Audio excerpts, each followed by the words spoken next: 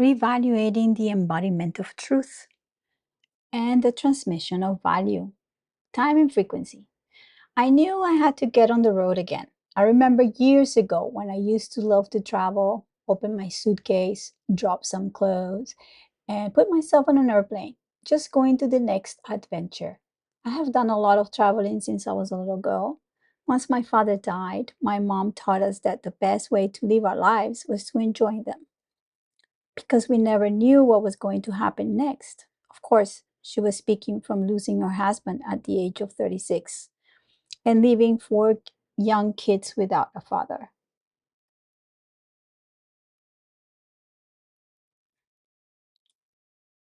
She gave us opportunities to educate ourselves, to travel the world, to learn different languages, and to understand life through an open and wide perspective.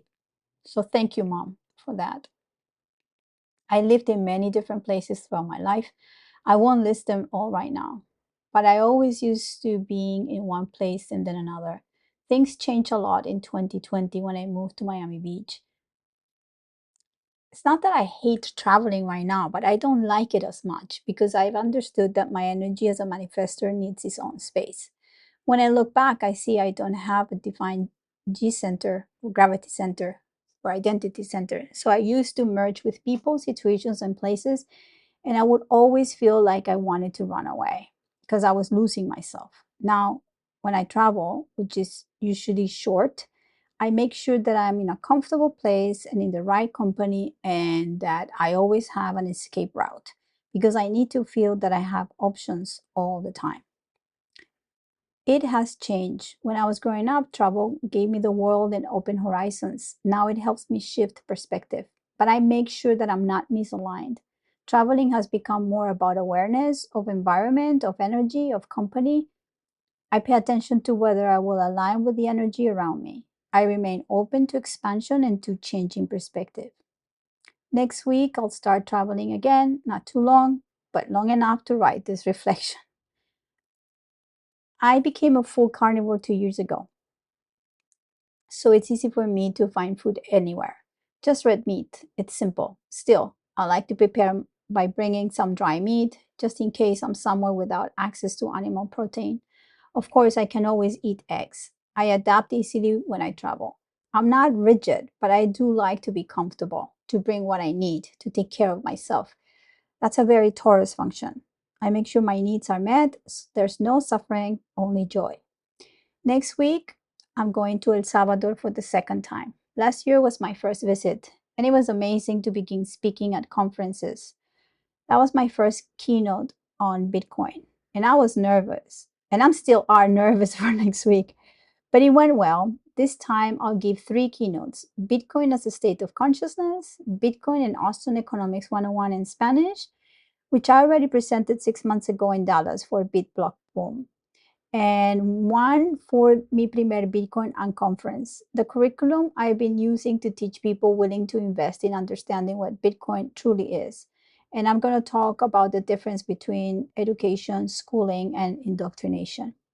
And I'm going to go down the rabbit hole of what has been my experience of being born in a family of educators. I'll share it later. Then the following week, I'll travel with my friend Efret from You Are the Voice. Follow her if you have not already to New York for almost a week. Since I left 2020, it'll be the first time I stayed more than one night. I had been avoiding the city. I don't have connections there anymore. My views completely changed my circles, and I lost contact with many people from my past. It's almost as if I have a new life and I'm going to be in a new city with no memories, or the memories are going to be erased or written over. Going with Efrat will be fantastic because I'll experience the city from a new perspective, the one I have now, which is open, fun, joyful, no duty, no hustling. Perspective is something we tend to hold on too tightly because we want to define ourselves so eagerly that we forget that if we stay too long in one perspective or in one place, we may rot, stagnate. This is a big call for me because I have Jupiter perspective on my third house of ideas in Taurus, which grounds me and makes me resist change. Ta-dun. To provoke, invoke, and what leads to your calling. Since 2018, when Uranus entered Taurus, I've learned through disruption, trauma, erratic movement, and liberation to be more flexible. I realized I was holding on too many patterns out of fear of the new. Perspective is motion and exploration through curiosity and valor. Having three planets in Taurus, I move slowly. I take time to make decisions. And having an emotional authority in my human design, I need the time for my body to feel what's true. I feel ready. I feel excited. I finish all my deadlines and I feel blessed, grateful, optimistic, playful, alive, and a little bit nervous. Why am I nervous? It's because I can see myself expanding incredibly next year. And so it makes me feel very much alive. I have to share what I celebrated with Kai during my last session about a week ago. I have really put myself in situations where I have changed my perspective by becoming very courageous about things such as leaving New York with no idea if Miami Beach was going to be my place. That led me to open up to other communities online, where I studied many things that are so purposeful for me right now, such as natural law, common law, Austrian economics, Bitcoin, trauma, compassionate inquiry, nonviolent communication, Jungian shadow work. I deepen my practice in human design and evolutionary astrology, and I keep my mind open to changing points of view.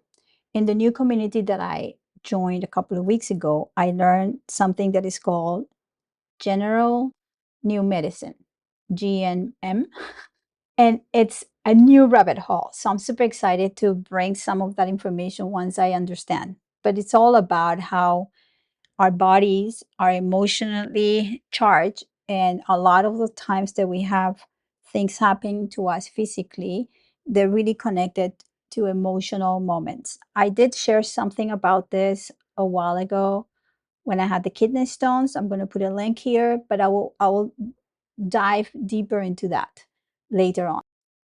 It's just like what I wrote last week about energies aligning. This is what I mean. When you start living your truth and aligning with it, everything starts falling into place. And I love it. Just love it. I don't need to maintain the thread to keep the meaning. I can let time and frequency do the work. Let's talk a little bit about Uranus re-entering Taurus at 29 degrees this week of November and defining the meaning of it. If Uranus for me was shaking my ground since 2018, that ground shaking is what gave me stability. Yeah, sounds weird, but that's what it was.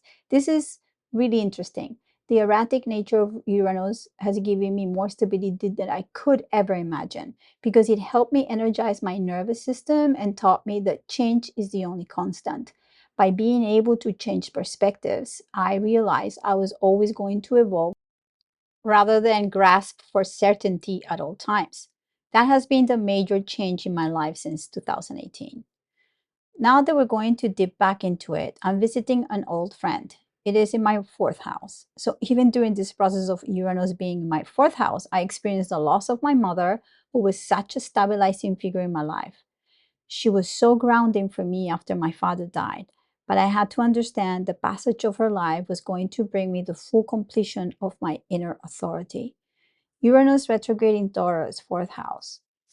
When Uranus is retrograding back into the final degrees of Taurus, is a return to the essence of embodiment, where stability and instability are one field. The fourth house speaks to home, belonging, and the emotional root system. Here, Uranus acts like lighting moving through ancestral memory, awakening what has been held too tightly and liberating what has been unconsciously carried. Since 2018, this transit has been teaching the nervous system to adapt to freedom as an organic rhythm of life. For those with deep Taurus placements, the task has been to learn that true grounding comes from within, through awareness and far away from being controlling. That is fear. The departure of the mother archetype marks the passage from inherent stability to inner authority. It signifies the shift from external containment to self defined sovereignty.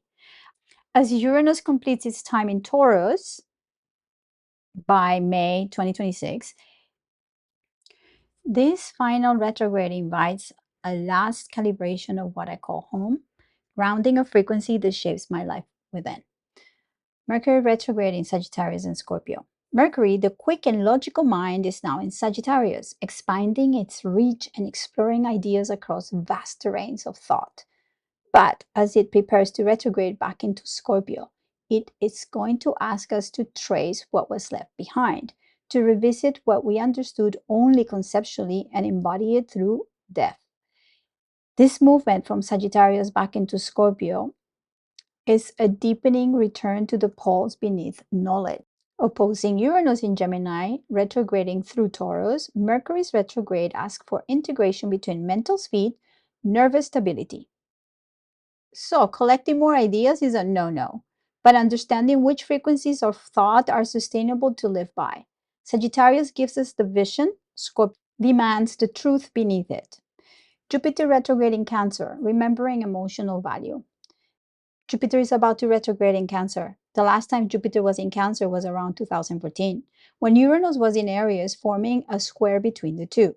Around that time, social media began to have a massive impact on individuality. Likes, metrics, followers, influencers, Kardashians, you name it.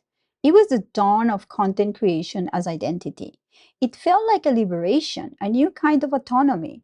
But one has to ask if that expansion brought society closer to emotional connection or pushed it towards fragmentation. Good question.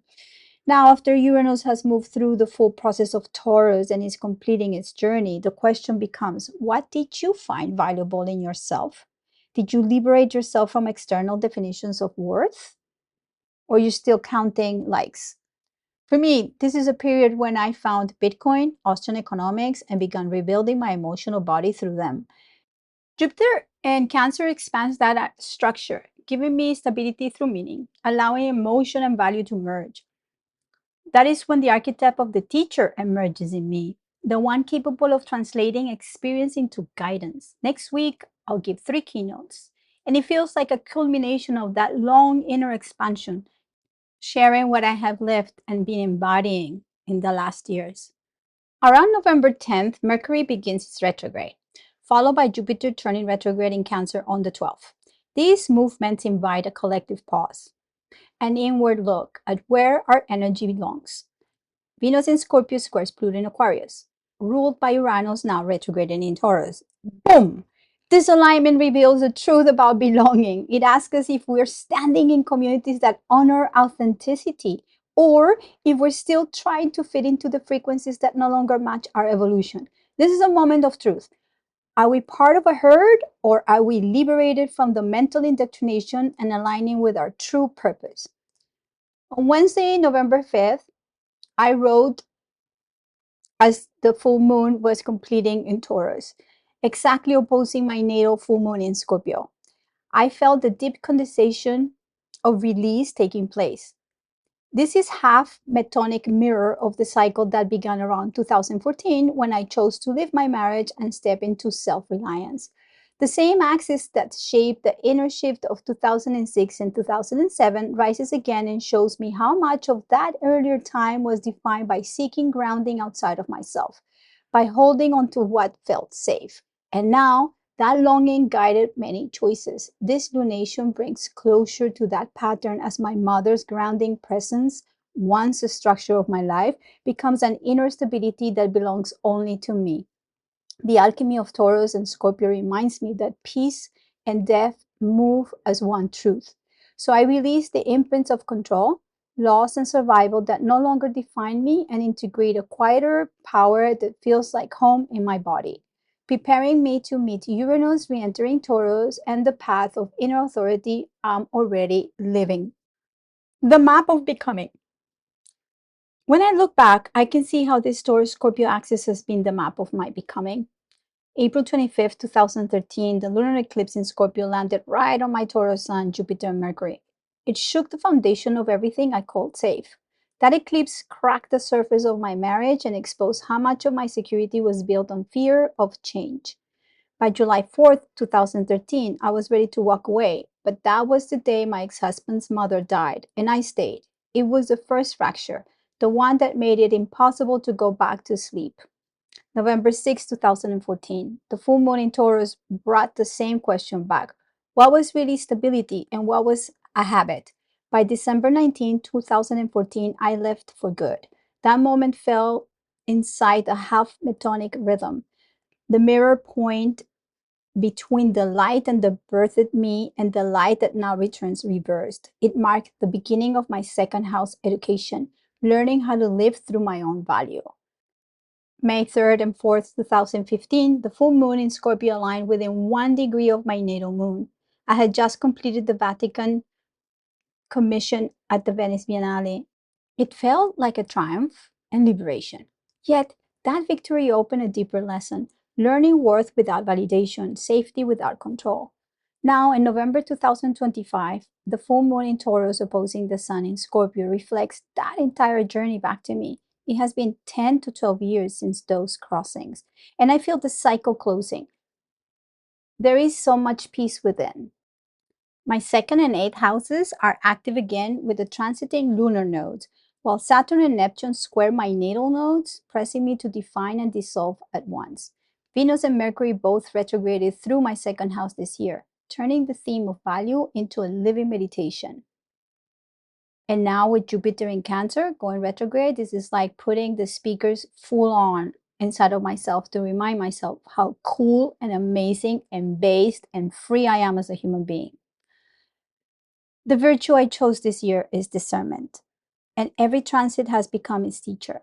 The astrology and my own intention have met perfectly in this space. I can feel a full release of that old pain.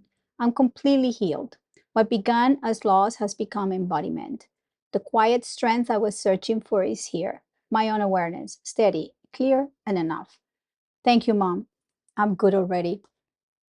Coda. Before I close, I want to ask, are you aware of where Uranus is transiting in your chart, where Jupiter is expanding and Mercury is retracing its step? For me, Mercury is retrograding through my 10th house, revisiting the way I communicate my work and presence in the world. It feels like a review of purpose, voice, and direction. A reminder that public expression may stay aligned with inner truth. These transits are collective, but they move through each of us personally, opening a dialogue between what we build outside and what we sustain within. Every cycle brings us back to the same frequency, to embody truth and transmit value from lived experience. For me, that's the real journey. Ta-da! So I'm going to leave you with a link. I say, this is a great channel, just popped, and I was taken. So many mysterious things are happening to me, and I have invited them into my life. So there's this person called Coco Cien writer, and she has an introduction to tracing the circle. I really liked it. It's only like 20 minutes. Basically, that's it for you. Have a great week. I'll see you when I see you. I'll be probably posting less, meaning that I might upload a video upcoming, and then the financial charts, and that's it. And then I'll see when I'm gonna do the next writing piece. Thank you. Bye.